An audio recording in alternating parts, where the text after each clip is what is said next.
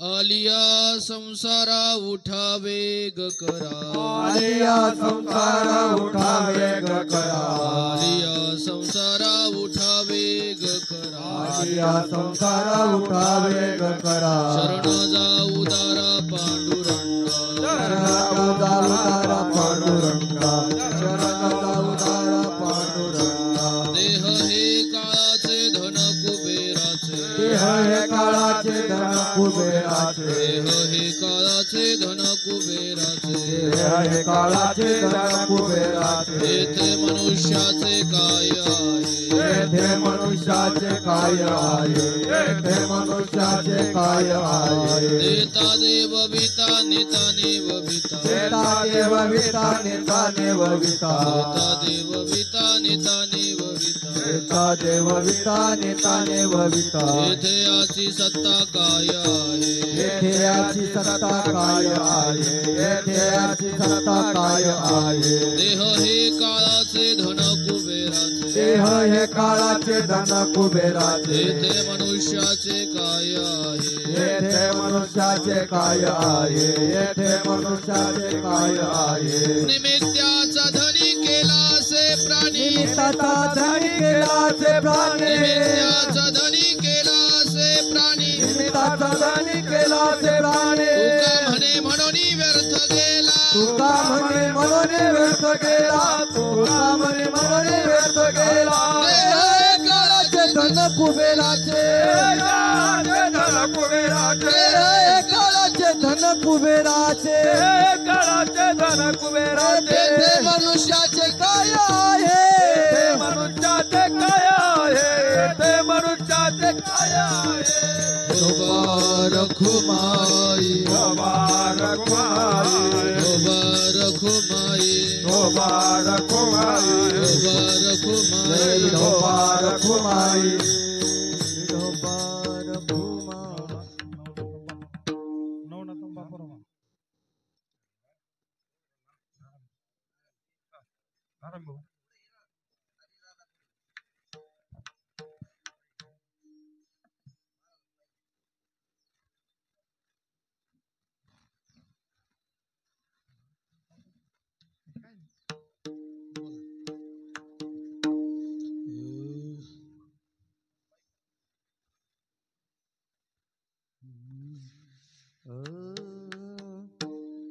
आलिया संसारा उठावे ग करा, आलिया संसारा उठा वेग करा आलिया संसारा उठा वेग करा आलिया संसारा उठा वेग करा आलिया संसारा उठा वेग करा आलिया संसारा उठा वेग करा आलिया संसारा उठा वेग करा आलिया संसारा उठा वेग करा शरण जाऊ दारा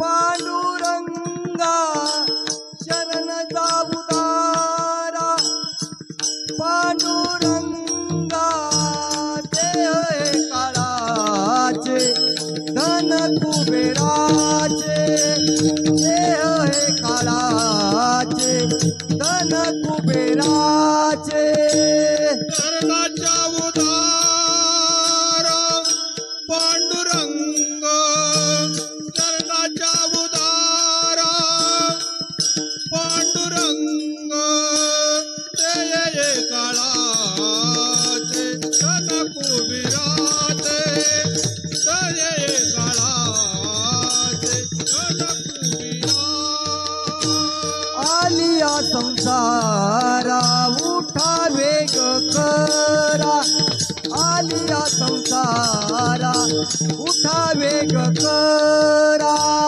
आलिया संसारा उठा वेग करा आलिया संसारा उठा वेग करा शरण जाऊ दारा पांडुरंगा शरण जाऊ दारा पांडुरंगा देह काळाचे धन कुबेराचे देह काळाचे धन कुबेराचे कर्णाच्या उदार पांडुरंग कर्णाच्या उदार पांडुरंग ते काळाचे धन कुबेराचे ते काळाचे धन कुबेराचे तेथे मनुष्याचे काय आहे तेथे मनुष्याचे काय आहे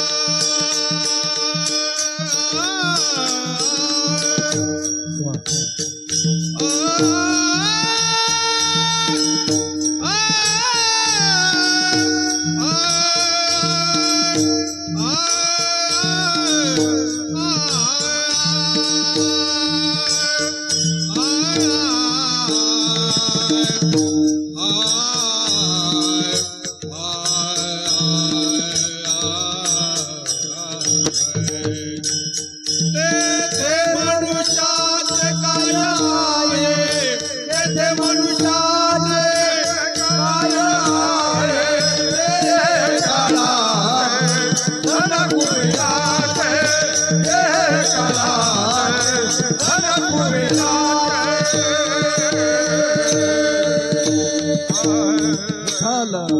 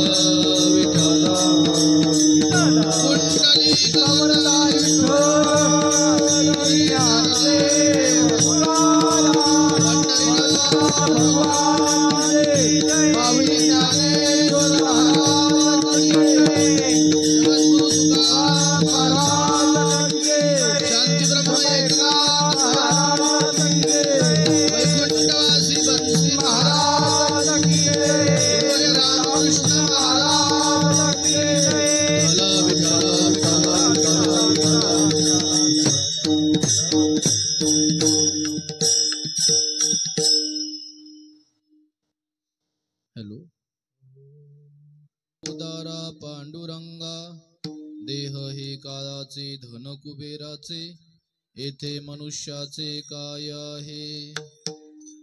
देता देवविता नेता नेवविता येथे याची सत्ता काय आहे.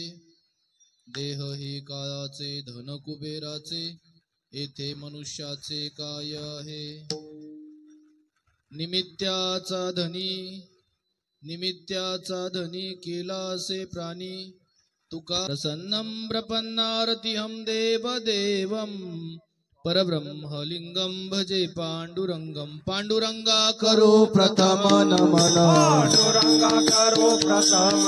पांडुरंगा करो प्रथम नमन, दुसरे चरण संताचिया,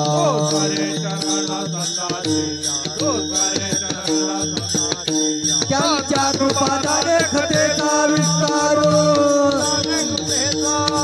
त्यांच्या कृपादाने खतेचा विस्तारो, त्यांच्या कृपादाने खतेचा विस्तारो. बाबाजी सद्गुरु दास तुका, बाबाजी सद्गुरु दास तुका.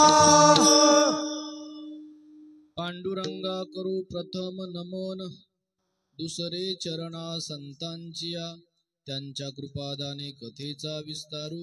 बाबाजी सद्गुरु दास तुका जयांचे केलिया स्मरण, होय सकल विद्यांचे अधिकरण. तेची वंदू श्री चरण श्री गुरूंचे ते नमस्कारो नियता. विठ्ठल विठ्ठल विठ्ठल विठ्ठल विठ्ठल विठ्ठल विठ्ठल विठ्ठल विठ्ठल. आलिया संसारा उठा वेग करा, आलिया संसारा उठा वेग करा. शरण जा उदारा पांडुरंगा, देह हे काळाचे धन कुबेराचे येथे मनुष्याचे काय आहे. प्रस्तुत प्राप्त प्रसंगी समप्राप्त सेवेसाठी निवडलेला अभंग. अक्षय तनु गात्र परम पवित्र, महासदपात्र बोल्होबा पुत्र. श्रीमंत श्री जगद्गुरु तुकोबा राय, ज्यांचं अतिशय अलौकिक स्वरूपाचं जीवन, सातत्यपूर्ण भगवंताच्या नामामध्ये विलीन असणारं जगद्गुरु तुकोबारायांचं जीवन. बोलण्याची नाही आता देवाविन काही, अंतकरणाची भूमिका आहे. ज्यांच्या पदस्पर्शाने पावन झालेली भूमी सातत्यपूर्ण विठ्ठल विठ्ठल विठ्ठल या नादामध्ये रममान झालेली भूमी आहे, असे असणारे जगद्गुरु तुकोबाराय अगदी या मृत्यू लोकामध्ये जन्माला आलेला मनुष्य योनी ज्याने धारण केलेली आहे, 3.5 हाताचा देह ज्याला प्राप्त झालेला आहे, पण देह प्राप्त होऊन त्या देहाविषयीची ज्याला जाणीव नाही, अगदी समस्त त्या जीवांना या देहाला आल्यानंतर काय केलं पाहिजे, या जन्म मृत्यूच्या साखळीतून जर सुटायचं असेल तर बाबा तुला काय करावं लागेल, अगदी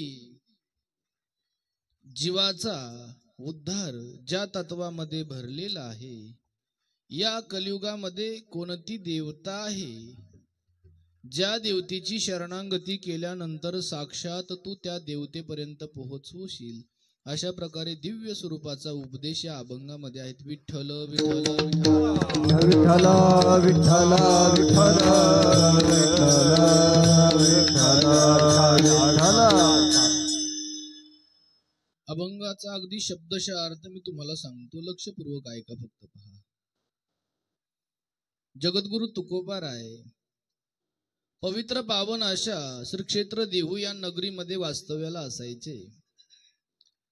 सातत्यपूर्ण वडिलोपार्जित असणारा परमार्थाचा वारसा त्यांच्याकडे होता. मग त्या योगाने रात्रंदिवस श्री विठ्ठल जय विठ्ठल नामस्मरण त्यांच्या मुखारविंदे सुरू होतं. दिनरजनी हाची धंदा गोविंदाचे पवाडे पहा. सातत्यपूर्ण भगवंताला आळवत राहणं हा त्यांचा नियम होता. अगदी या मृत्यू लोकाला आल्यानंतर प्रारब्ध वशाने जे आपल्याला शरीर प्राप्त झालेलं आहे, मग त्या शरीरानुसार संचित कर्म हे भोगण्यासाठी पुढे येत असतं. प्रारब्ध, क्रियमान आणि संचित कर्माचे 3 प्रकार आहेत. मग त्या योगाने जो त्यांना देह प्रदान झालेला होता, त्या देहामध्ये राहून सातत्यपूर्ण परमार्थ जतन कसा करता येईल, परमार्थ म्हणजे विराजमान असणारे हे महात्मे. रोजचा नियम, रोज सकाळी लवकर उठायचं, भगवंताचं चिंतन करत करत सदा नाम घोष करू हरी कथा, तेने सदा चित्ता समाधान. सातत्यपूर्ण. मग दुष्काळ पडला की तरी काही फरक पडत नाही, पत्नी आहे काय नाही काय काहीच फरक पडत. सातत्यपूर्ण भगवंताचं जशी शपथच आणच होती त्यांना की सातत्यपूर्ण भगवंताचं काय करायचे, ते ध्यान करायचे. मग अगदी गावामध्ये राहून ध्यान न करता अगदी एकांतामध्ये जायचे. आता तुम्हाला सर्वांना माहित असेल, देहूमध्ये तुकोबाराय ज्या स्थळी राहत होते तो वाडा कुठं आहे आणि ज्या ठिकाणी साधना करण्यासाठी महाराज जात होते ते ठिकाण किती अंतरावरती आहे तुम्हाला सर्वांना आता इथे सर्व जाणकार श्रोते आहेत. पहा, रोज लवकर उठावं आणि अगदी घोरडेश्वर असेल, भामचंद्र असेल, भंडारेश्वर असेल, त्या स्थळी जायचं, आणवानी पावलानी चालत चालत जायचं. तिथं गेल्यानंतर अगदी एवढं रममान होऊन जायचं, एवढं रममान होऊन जायचं, कधी कधी 2-2 दिवसही ते बाहेर तिथून येत नव्हते. पहा, एवढं सातत्यपूर्ण भगवंताचा ध्यास त्यांनी घेतलेला होता. अगदी एक चिंतन करत असताना जेव्हा अनुष्ठान त्यांनी मांडलं, तदनंतर भगवंताची त्यांना काय झालं, दर्शन झालं. आणि दर्शन झाल्यानंतर अगदी मग जगद्गुरु तुकोबाराय यांनी तदनंतरच्या कालखंडामध्ये अभंग रचना प्रारंभ केलेली आहे. आणि मग त्या अभंग रचनेमध्ये अनेक प्रकरणं आहेत. मग नामपर असेल, कधी कधी उपदेशपर देखील अभंग आहेत. मित्र समीप पण उपदेश केलेला आहे, कांता समीप पण उपदेश केलेला आहे. अनेक प्रकारचे अभंग त्या कालखंडामध्ये जगद्गुरु तुकोबारायांच्या हातून भगवंतानेच लिहून घेतले असावेत. पहा, आणि मग त्यामध्ये आजचा हा अतिशय सुप्रसिद्ध असा अभंग. अगदी जगद्गुरु तुकोबाराय एकांतात बसले असावेत, त्यांनी एकांतामध्ये ते आहेत आणि समस्त समाजाकडे त्यांचं लक्ष केंद्रित आहे, त्यांच्याकडे ते पाहत आहेत. आणि पाहत असताना त्यांच्या लक्षात आलं, इथं बसलेला प्रत्येक व्यक्ती याला सुख हवं आहे. रात्रंदिवस तो त्या दृष्टीने धडपड करत आहे. परंतु या संसारामध्ये तो रममाण झालेला आहे.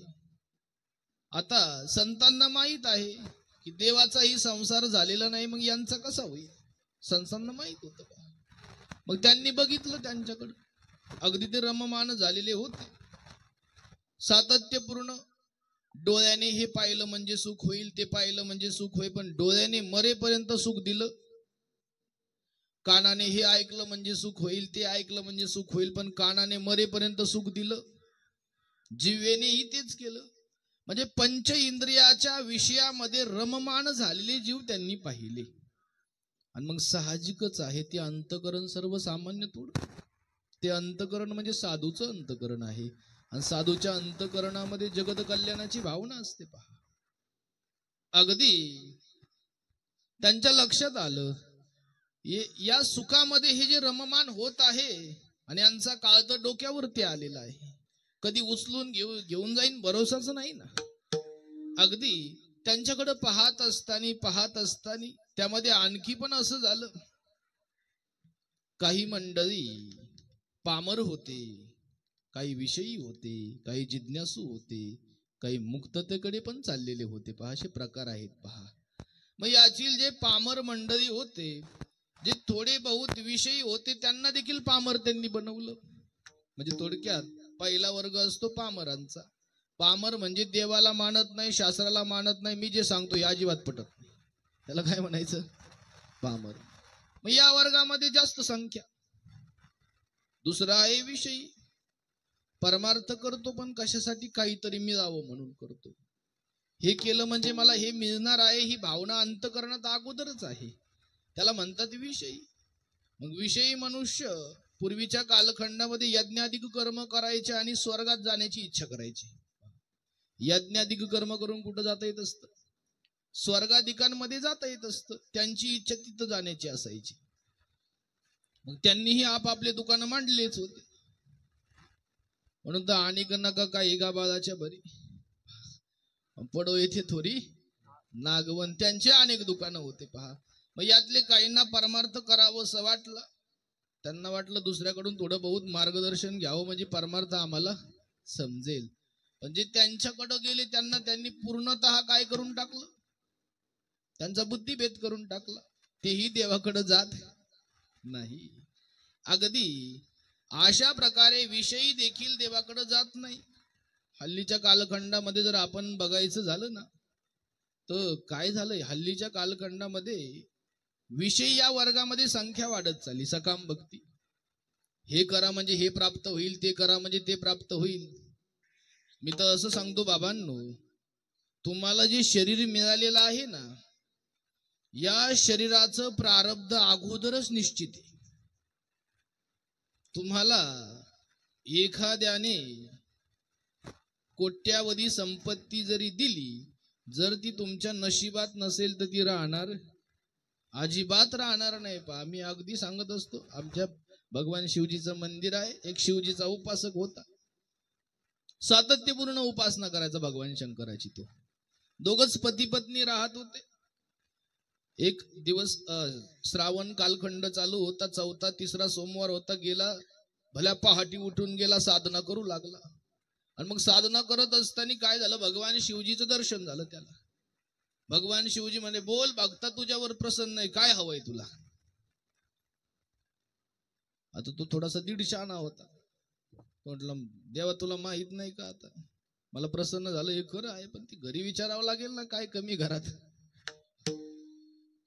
आला म्हणे, का ग देव प्रसन्न झाले, काय हवंय आपल्याला? काय हवंय, काय हवंय? पूर्ण गल्ली मला नकटी म्हणते म्हणे, थोडस नाक वाढून दे म्हणा देवाला. काय मागितलं? देव प्रसन्न झालाय, काय मागतोय पहा. आला, अरे खूप वेळ लावला रे म्हणे यायला. म्हणे देवा यादी फार मोठी होती म्हणे, पण पहिलं हे करा म्हणे, आमच्या पत्नीचं जरा नाक नकटय, थोडस मोठं करून द्या. तथास्तु, हात वरती केला. जेच नाक सुरू झालंय महाराज, इथून तर ते ज्या गावाहून आले होते तिथपर्यंत गेलं. ते एवढं लांब झालं ते, इतकं लांबलं ते नाक. अगदी तदनंतर तो त्याला त्याचीच पत्नी ओळखना, कुठं आहेस सापडत नव्हती. म्हणे हे काय करून ठेवलं म्हणे, त्या देवाला जाऊन सांगा कमी करून दे म्हणा. पुन्हा गेल्यानंतर तिथं आता भगवान परमात्मा म्हणले, बाबा 2च वर शिल्लक राहिले, मागून घे. मला एवढा वेळ आहे का म्हणे, मी जरी भोळा असलो पण चक्रवर्ती आहे ना मी. पुन्हा आला म्हणे, ते कमी करून द्या म्हणे. महाराज तथास्तु म्हटला, फक्त तिथं 2 बोक्षे राहिले शिल्लक महाराज, काहीच राहिलं नाही. तिथं अशी पाठीच द्यावी लागली, नाकाची जागा स्थलांतरित झाली म्हणून पहा. पुन्हा आला, त्याचीच पत्नी त्याला ओळखत नव्हती पहा. म्हणे हे काय करून ठेवलं, कोण प्रसन्न झालं मला सांगू नका म्हणे, जसं होतं तसं करून द्या म्हणे. आता पुन्हा देवासमोर गेल्यानंतर भगवंत म्हटले, बाबा रे आता शेवटचा वर राहिलेला आहे, चांगलं काहीतरी माग. म्हणे भाकरीची पंचायत झाली, ते जसं होतं तसं करून द्या म्हणे. मला सांगायचं हे आहे, या शरीराच्या प्रारब्धामध्ये जे आहे ते बदलू शकत कोणीच नाही, कोणीच बदलू शकणार. शरीराचं प्रारब्ध कोणीही बदलू शकत नाही. म्हणून आवर्जून प्रार्थना आहे, सकाम भक्ती करू. कारण सकाम भक्ती तुम्हाला या मृत्यू लोकामध्ये, तुम्हाला वाटत असतं की सकाम भक्तीने काय होईल, या मृत्यू लोकामध्ये एखादा भोग तुमच्या प्रारब्धाने तुम्हाला काय होईल. जसं की एखाद्या फांदीवरती कावळ्याला बसायला आणि फांदीला, असं होऊ शकतं. पण सकाम भक्ती ही तुमचा उद्धार कधीच करू शकणार. काय असतं, कर्मामध्ये शक्ती आहे फळ देण्याची. चांगलं कर्म केलं पुण्यात्मक फळ भेटणार आहे, वाईट कर्म केलं पापात्मक फळ भेटणार आहे. परंतु आज केलेलं कर्म, या कर्माचं फळ लगेच मिळणार नाही. कारण या जन्मामध्ये, ऐका बरं का चांगलं, या जन्मामध्ये आपण जे जे कर्म करतो याचं फळ, याचा विपाक या जन्मात होणार. कारण त्याचं गणितच असं आहे, इथं प्रारब्ध भोगून क्रियमान चालू करायचं आणि ते संचितात पडतं, आणि तदनंतर ते कधी येतं भोगायला, जे जे कर्म झाले अगोदर, जे केले कर्म झाले ते भोगा आले. अगोदर कर्म करायचे आणि तदनंतर ते काय येणार आहे, भोगायला मिळणार आहे. आणि सध्याच्या कालखंडामध्ये मागील जन्मात जे कर्म केलेले होते ते आता आपण काय करत आहोत, भोगत आहोत. आणि मग अगदी आता करत असलेले कर्म हे कधी मिळतील भोगायला, या जन्मात अजिबात नाही, पुढच्या जन्मात. म्हणून अगदी सकामतेच्या पाठीमागं पळू नका.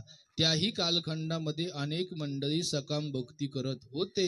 मग या सर्वांकडे बघितलं त्यांनी, जगद्गुरूंनी या सगळ्यांकडे बघितलं, लक्षात आलं, अरे बापरे, हे सर्वजण अगदी सकामतेकडे पळत आहेत. काही मंडळी विषयींच्या नादी लागलेले आहेत, काही मंडळी पामरांकडे चाललेले आहेत, पण उद्धरून कोणीच जाणार नाही. म्हणून जगद्गुरु तुकोबराय म्हणतात, आलिया संसारा उठा वेग. बाबांनो, संसाराला तुम्ही आलेले आहात ना, तर मग संसारामध्ये झोपून राहू नका, उठा वेग करा.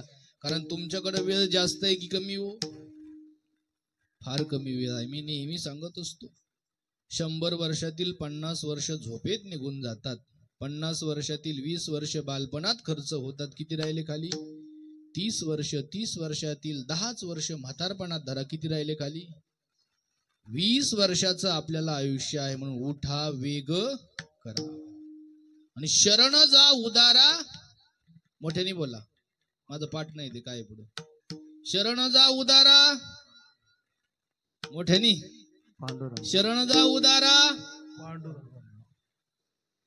पांडुरंगाचं का नाव घेतलं बरं, तुकोबरायांना दुसरे देव दिसले नाही का, हे तेवढंच महत्वाचं आहे, म्हणून जास्त घ्यायला लावलं. पहा, इथं आल्यानंतर आपण कोणाचे लेकरं आहोत हे तर समजणं गरजेचंच आहे ना. प्रत्येक युग परत्वे शक्ती ही प्रत्येक देवतेकडे विशिष्ट असते. पहा, आता कोणतं युग चालू आहे, विचित्र युग चालू आहे ना. 3 वर्षाच्या मुलीवर अत्याचार होतोय, म्हणजे किती विचित्र युग चालू आहे आपलं. पहा, अगदी कलियुग चालू आहे आणि कलियुगाची देवता कोण आहे? माझा विश्वाचा जनिता, कर्तुम अकर्तुम अन्यथा कर्तुम पंढरीश पांडुरंग परमात्मा. आणि मग या पांडुरंग परमात्म्याची काय करा? शरणांगती करा. आलिया संसारा उठा वेग करा आणि शरण जा उदारा पांडुरंगा.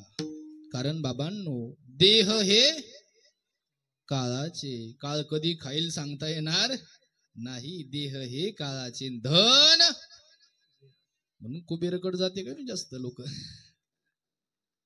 धन कुबेराचे आणि येथे मनुष्याचे काय आहे. बाबांनो, इथं आपलं काहीच देता देवविता. काहींना असं वाटत असतं आम्ही कमवतो आम्ही कमवतो आम्ही कमवतो. नाही बाबा, तू जन्माला आला का पाचीच्या दिवशीच तुझ्या कपाळावरती लिहिलेलं आहे अन्न मान धन हे तू का ललाटीचे लिहून ठेवलंय तिथं महाराज. त्याच्यात बदल होणार. तुम्ही कितीही पळा, कसंही पळा, किती प्रचंड वेगाने धावा, पण प्रारब्ध हे चुकत नसतं महाराज. त्याच्यात जे लिहिलेलं असतं ना संचितात, तेच भोगावं लागत असतं. जे जे लिहिले प्रारब्धी, जे जे लिहिले प्रारब्धी,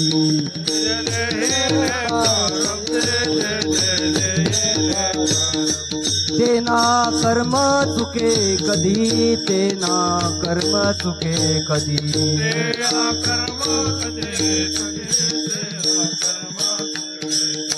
हो नर सारखी बुद्धी कर्म रेखाटळेना.